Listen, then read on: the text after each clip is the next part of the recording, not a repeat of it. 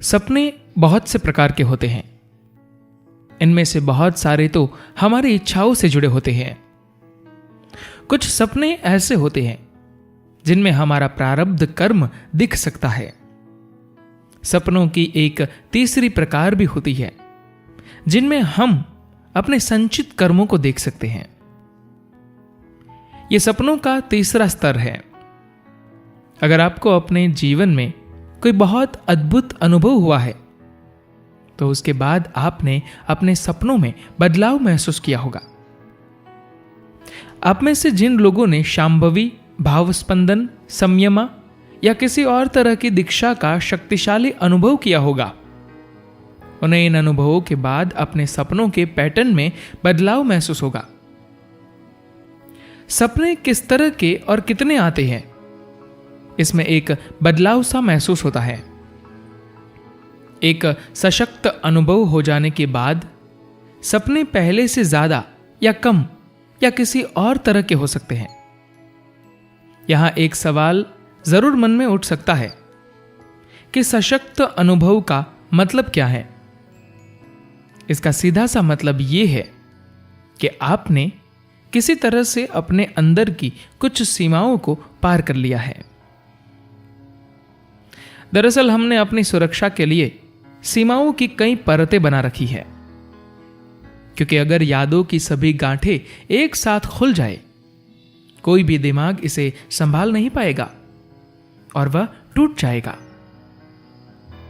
चूंकि यादों के एक खास प्रकार के अवरोध को तोड़कर कोई शक्तिशाली अनुभव होता है, इसलिए इससे हमारे सपनों का पैटर्न बदल जाता है।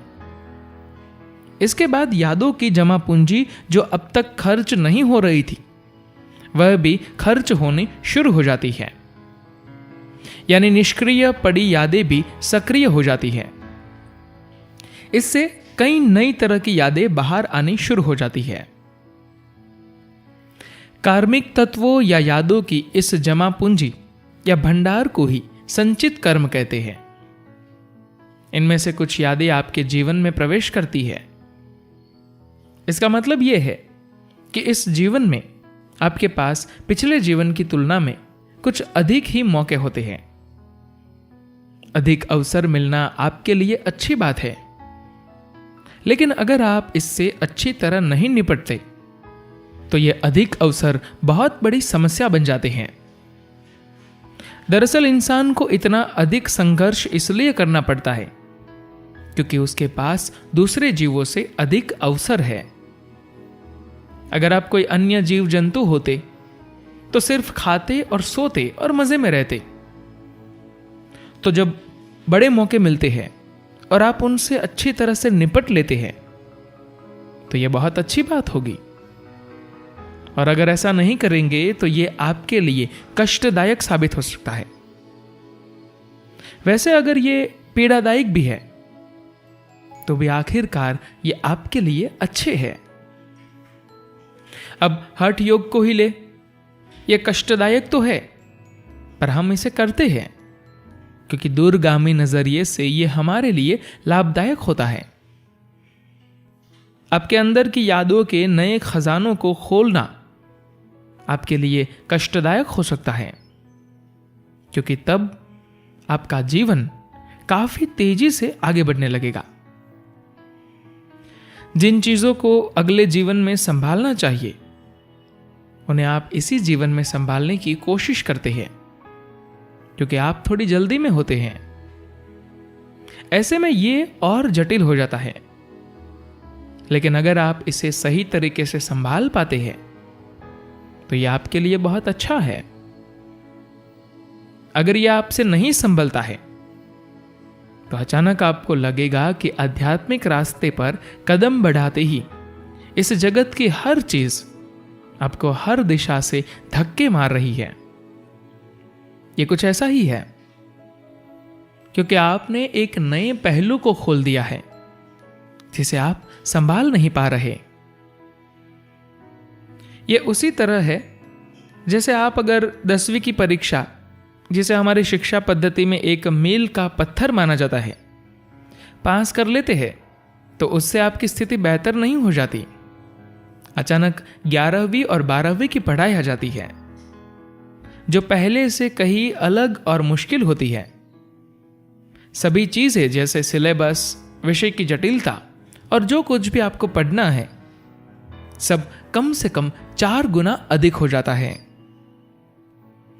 ऐसे में दिमाग में यह आ सकता है कि पास होना हमेशा ही अच्छा नहीं होता, लेकिन यह भी सच है कि अगर आप पास नहीं होंगे तो अगली कक्षा में नहीं जा सकते। अगर आप उसी जगह पर रह जाते हैं तो आपको एक तरह की जड़ता की स्थिति से जूझना पड़ेगा। अगर आप अगला कदम बढ़ाते हैं तो एक बड़ी चुनौती से सामना होना तय है। उसी जगह पर रह जाने से जिंदगी आसान लगती है, अगला कदम बढ़ाने पर बड़ी चुनौती संभालनी पड़ती है। सपने के रूप में यह बिल्कुल अलग तरीके से प्रकट होता है।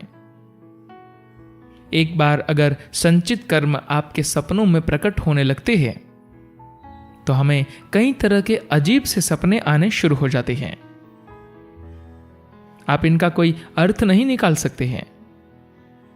एक चीज यहां होती है तो दूसरी वहां, एक ये तो दूसरी वह, कुछ भी लगातार नहीं होता। मशहूर नाटककार जॉर्ज बर्नार्ड शो के साथ एक बार एक मजेदार घटना घटी। एक नए नाटककार ने एक नाटक लिखा और उसे निर्देशित किया। उसने शो को अपने नाटक को देखने के लिए बुलाया। शो वहां गए, बैठे और कुछ ही मिनटों में सो गए। जब नाटक खत्म हो गया तो उस लेखक ने शो के पास जाकर कहा, मैंने आपको आमंत्रित किया क्योंकि मैं आपकी टिप्पणी चाहता था। यह मेरा पहला नाटक है। शो ने हंसते हुए कहा, मेरा सोना ही मेरी टिप्पणी है। तो आप अच्छे से सो पा रहे हैं या नहीं, इससे आपके जीवन की दशा का पता चल जाता है। धन्यवाद।